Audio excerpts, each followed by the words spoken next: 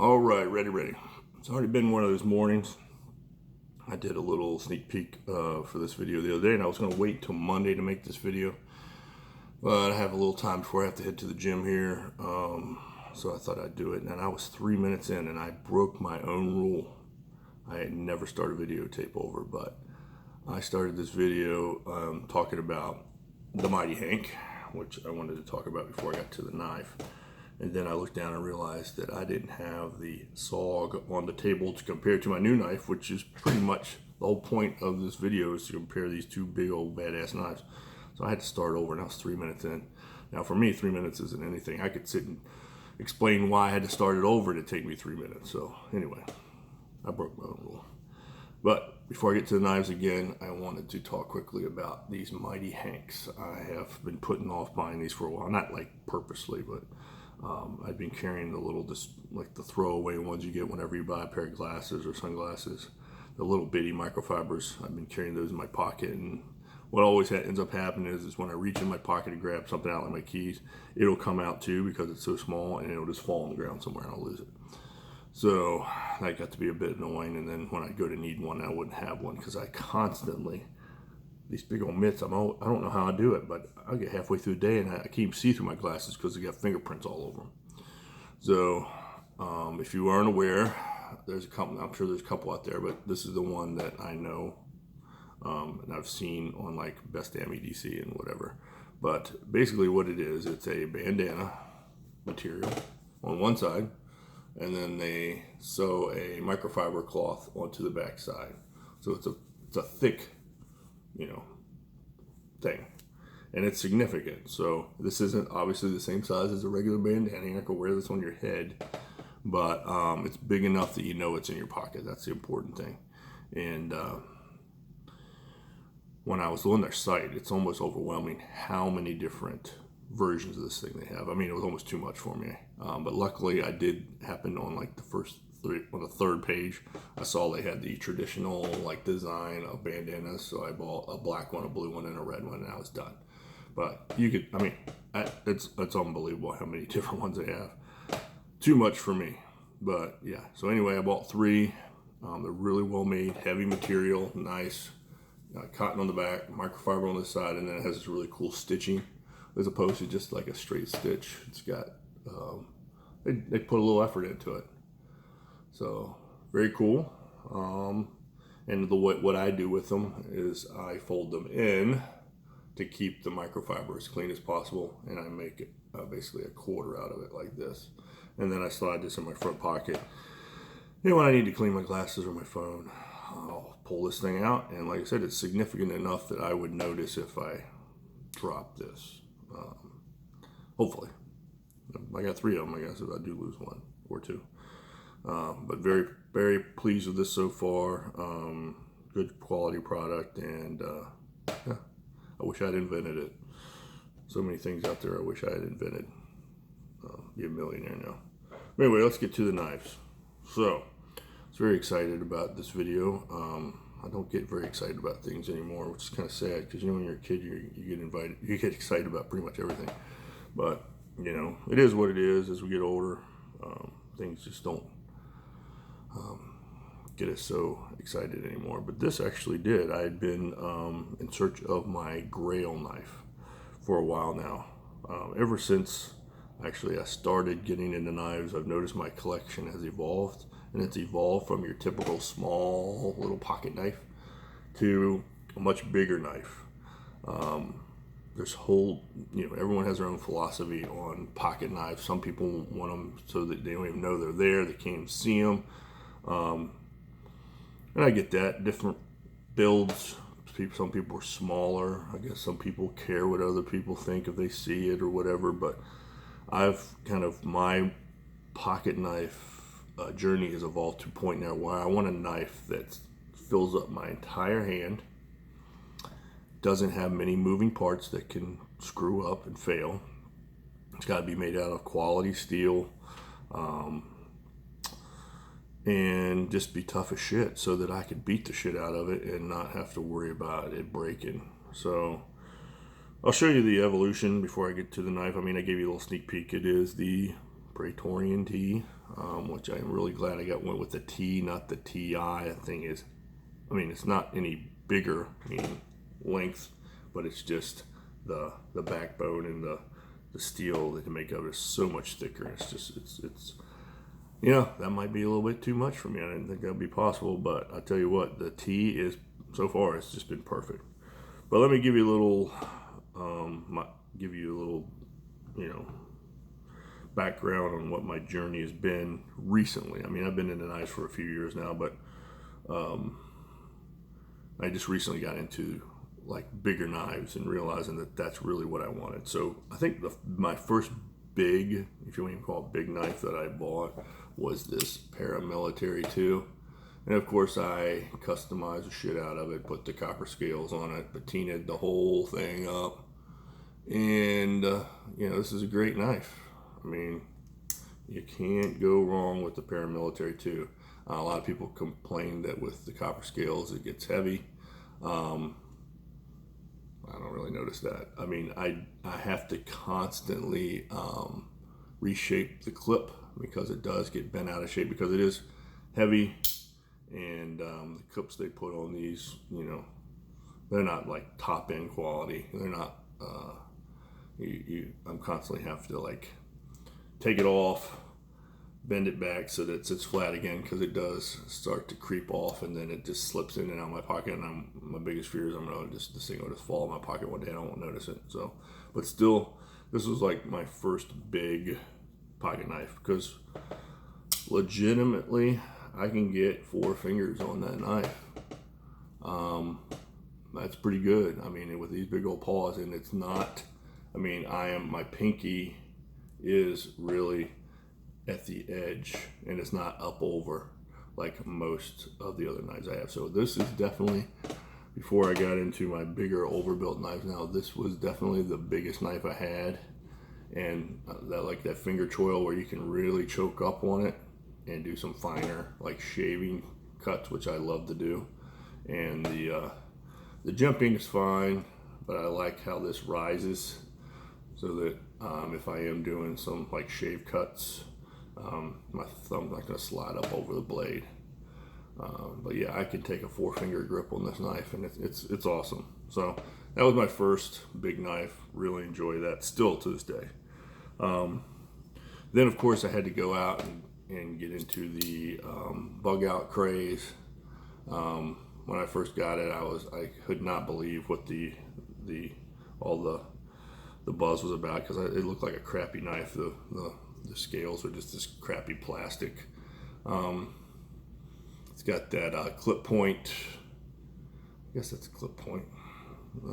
Maybe more like clip drop point. I don't know. You could start like splitting hairs, but of course I went and customized this one, put the copper scales, acid etched and tumbled the blade and stuff.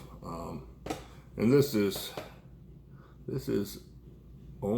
pretty close to a 4-finger grip as well, but it has no finger choil and no jumping except for this little bit up here where the lock is. But you know, this is not a hard use knife. But I'm glad I bought one just so I could see what the whole thing is. To be honest with you, I've probably only carried this knife a couple times because now I have just so many more preferred knives. Plus, I do not like this lock. I know I keep saying that, and I'm sure every time I say it, people are like, "Oh, but it's such a great lock." It just has too many moving parts. And when I put these scales on, those little Omega springs, I guess they're called, they're just little pieces of metal. I mean, they will break. And that's just always in the back of my mind. I like the least amount of moving parts in a knife so that, you know, it just won't break. Or if it does break, it would really take a lot. So that's the bug out.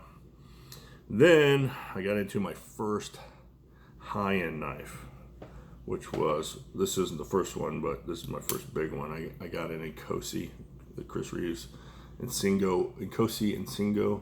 But this is the Sebenza 21, and right out of the box, I tore it apart and acid etched and stone washed the blade. And this is the Tonto version. I have to tell you, of all knives, the Tonto is definitely my favorite.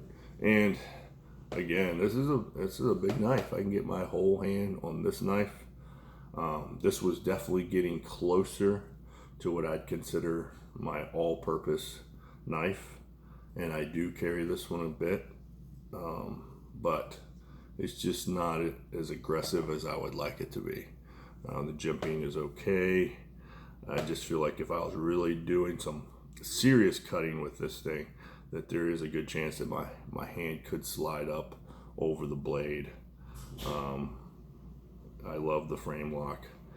This one's locked up. If you can see, it's locked up about halfway, which, you know, from watching all the videos and research, the Chris Reeves knives usually do lock up later. But I love that he gives you the tools to take it apart and clean it and maintain it. I mean, that's awesome. If I made knives, I'd do the same thing. I'd make it as simple as possible so that people can do their own maintenance. I'm a firm believer in working on your own shit. That's a whole nother topic, but like car manufacturers nowadays, they're making it almost literally impossible for you to work on your car. It used to be you could go to, you know, Advanced Auto and buy the service manual of the vehicle, and you could literally do everything to it. Like just follow the directions, and if you had half a brain and had half, you know, ability mechanically to do something, you could do it. But you can't even buy manuals anymore. You have to download them, and they cost a huge amount of money. And my brain doesn't work that way looking at something on the screen. I need to hold it in my hand, the book, and flip through the pages. Like I have a couple Harleys and I have the service manuals, and they're all like, all the pages have oil fingerprints all over them and stuff circled, and you know, I've got the pages folded back to remind me where I need to go for services and stuff. And that's just the way I feel like everything should be. You should be able to have the option to work on it yourself. I mean, if you don't want to work on it, you should be able to take it and have someone do it, but it should always be an option. And I feel like these Chris Reeves knives are definitely a throwback to those days. So this knife will never go anywhere. This is definitely one of my favorite knives. This has got the micarta inlays. To me, look a lot like leather, so I went with the leather lanyard with the titanium bead. And you know, for my first time out to shoot doing acid etching, I think I did a pretty good job. I think it matches up pretty well with the titanium frame. My only, you know, jab on this knife is it's just not as big of a knife as I would like to have. I mean, it's good size. It's a good, just everyday carry, but my tastes have definitely started to move towards much bigger knives. So I'll do a comparison with my new one here in a minute, but yeah, so this was my first expensive knife, you want to call it. But I never pay full price for a knife. I'll wait and look for it on like eBay, and I'll haggle until I get a good price on it. So, or what I think is a good price, or what I'm willing to pay.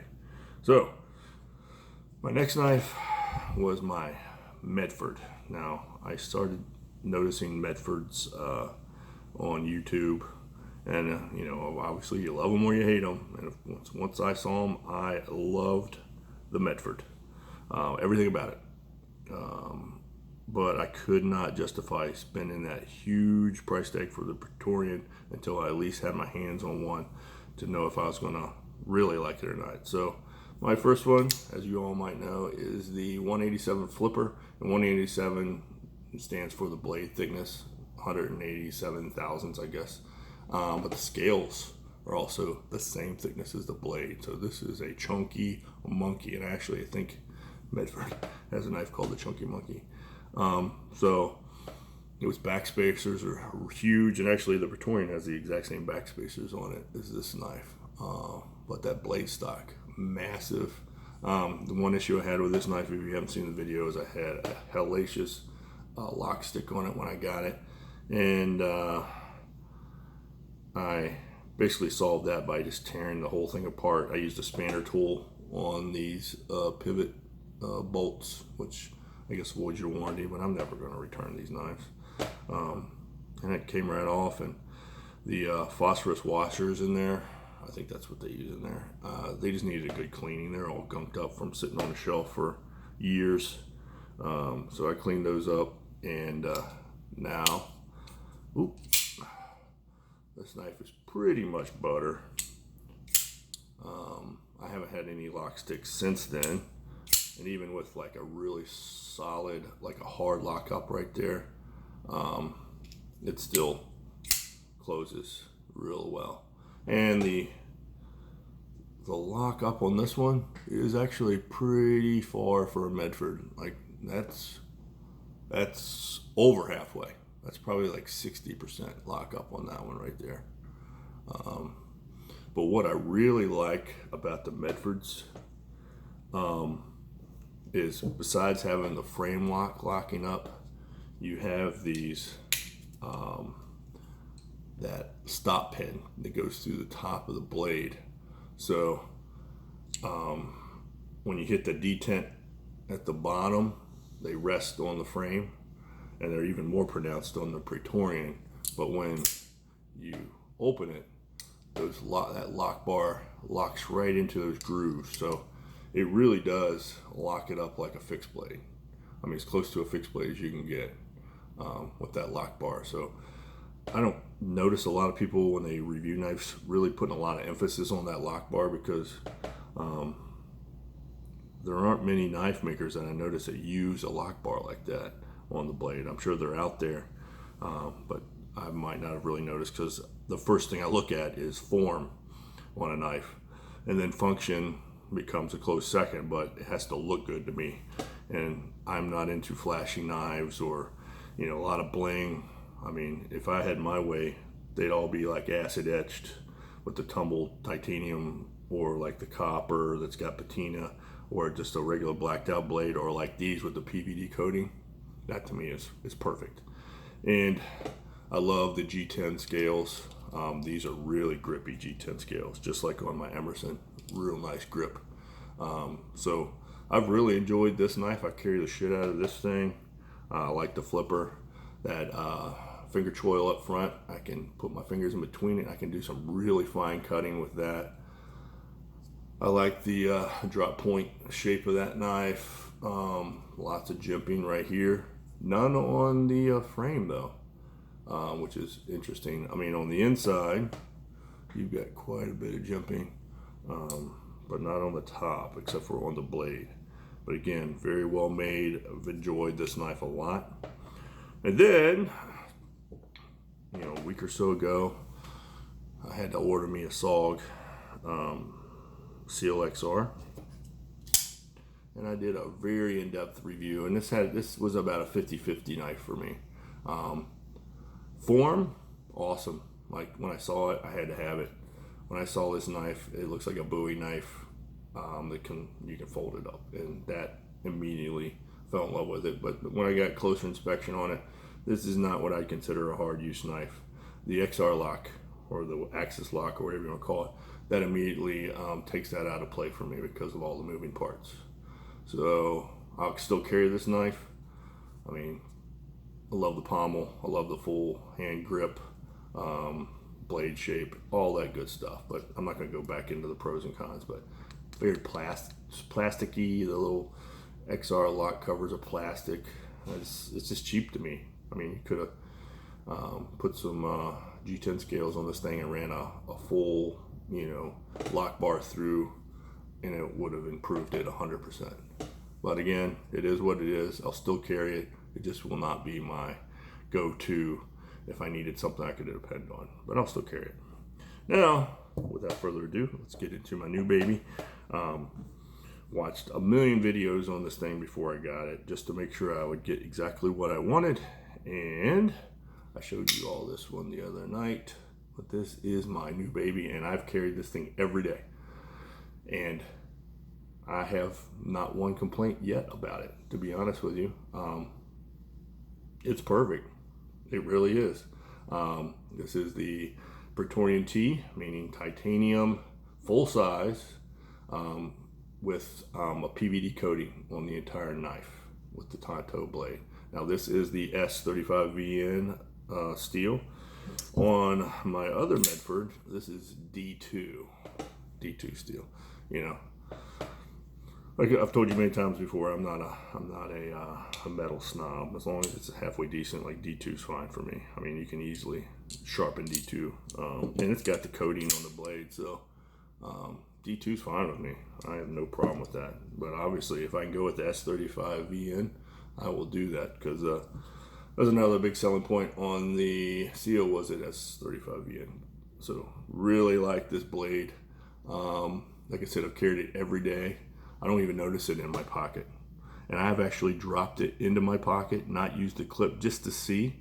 And because it's so flat, it has all of this surface area, it actually lays flat against my leg, as opposed to like if I had this Benchmade laying in my pocket, this thing would be flipping around and would be sticking up and stuff, and I would notice this. I purposely, like I said, I didn't clip it to my pocket. I laid it flat in my pocket at the bottom, and I didn't even notice it was there.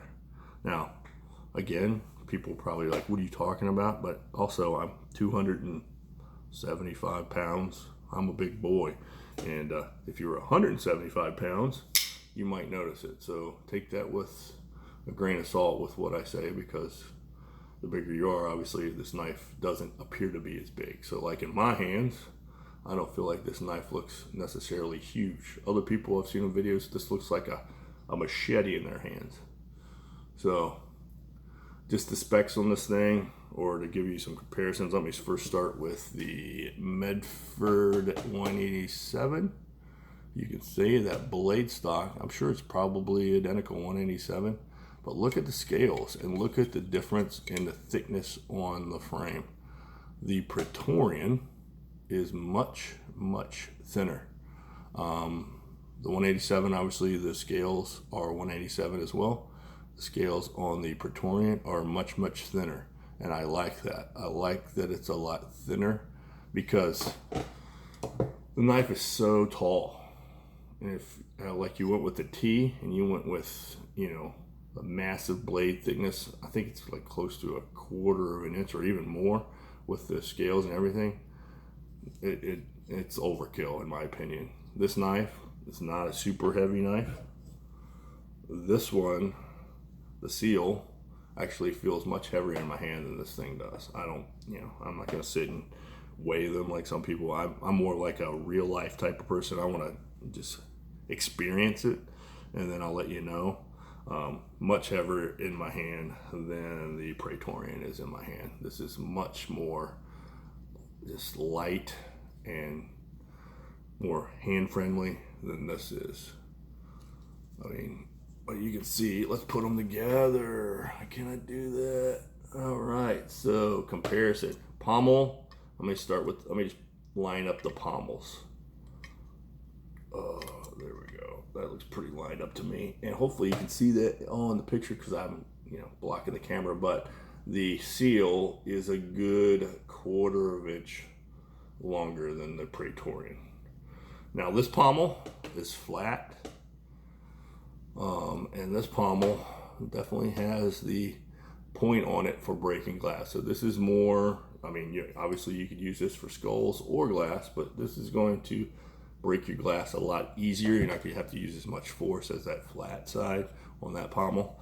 So it really does, if you've ever broken like glass, a windshield or a side window in a car, it really doesn't take much force.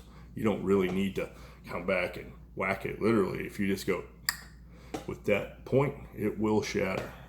I mean, just think about when you're driving along, a little rock pebble pops up. The smallest little pebble can shatter your windshield. So not much force needed. So other things about this knife, I'm sure you've watched a million videos on how to deploy the blade. Very simple, and this one right out of the box is butter. No lock stick, no lash. So just as soon as I break that detent, there is no play in that blade at all, at any point. None. And I love when you hit the detent ball at the bottom, you got that lock pin locks up at the bottom. So that thing's not going anywhere. You're not going to get any play, downward play on that blade. And then that Medford clank as that detent pawl clicks in, and then the lock bar at the top clicks into that frame. This is a locked-in knife. Now, like I said, this is PVD coated. This has standard stainless steel hardware, which is fine. I mean, I don't need titanium. But the Tonto blade to me is just the shit. So 2 Tonto blades next to each other. It's hard to believe they're both. Let me flip them around this way. Got the window with the light coming through. So let's see, lengthwise. If I were to get rid of the pommel and just go with the frame, let me line it up with just where the frame stops on the Praetorian. So yeah, so the frame's almost the same, but obviously that Praetorian blade is much longer, much taller. And it's hard to believe they're both Tontos, but they are. But yeah, I don't know what else to say about this thing other than it's just awesome and buy one. But get the tie, I mean the tie. I might buy one for novelty purposes at some point. I'll probably buy most Medford models at some point just to say I have one. But yeah, I'm carrying the shit out of this thing, and I don't know how I'm gonna one-up this thing.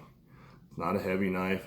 In my hand, it's perfect. Oh, you know what also great about this knife I didn't even think about is this finger choil. I didn't think it would be useful at all, but if I'm doing some fine cutting where I'm not laying my whole finger across the blade, but I just have like the tip of my finger right here and I'm shaving, that is perfect right there for the tip of my finger.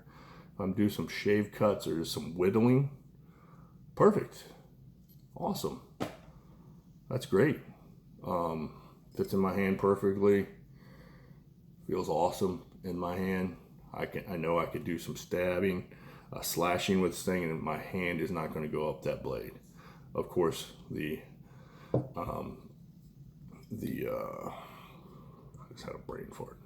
All of the jimping on the blade is very thick, but ironically, no jimping on the frame at all. Unlike the 187. So all the jimping's on the top from the blade back. This one has all the jimping on the blade, not on the top of the frame, but then on the bottom has a ton. This one has none on the bottom. So yeah, just different design, I guess. But I've rattled on for almost 30 minutes about this knife, and I guarantee I could continue on, but I don't know what else to say. I mean, I really like the clip on this thing. I don't think I'll need to put a lanyard on this. It's not what you call a deep carry clip, much like the SOG is not a deep carry clip either. In the pommel, it really does help you grab it out of your pocket if you need to deploy it quickly. It's not as good as the SOG in that respect. I feel like I could get a hold of that SOG a lot easier than I could this guy. But we'll see. I'll mess around with it a while, and who knows, I got a hole there. I could put a lanyard on it, but it's already so freaking big. I don't know if I want to put a lanyard on this big old boy. But perfect. I've been waiting around for this guy for a while. Got a huge, I made an offer on this knife, and I thought the guy was going to laugh at me, but he ended up accepting it. The only thing I would change about this one is I would have liked to have had these look more alike and had the G10 on the on that side of the blade. I'm just a G10 fanboy, but I'd like to have had that for the texture. But maybe my next one, maybe I'll get another one and I'll get it in G10.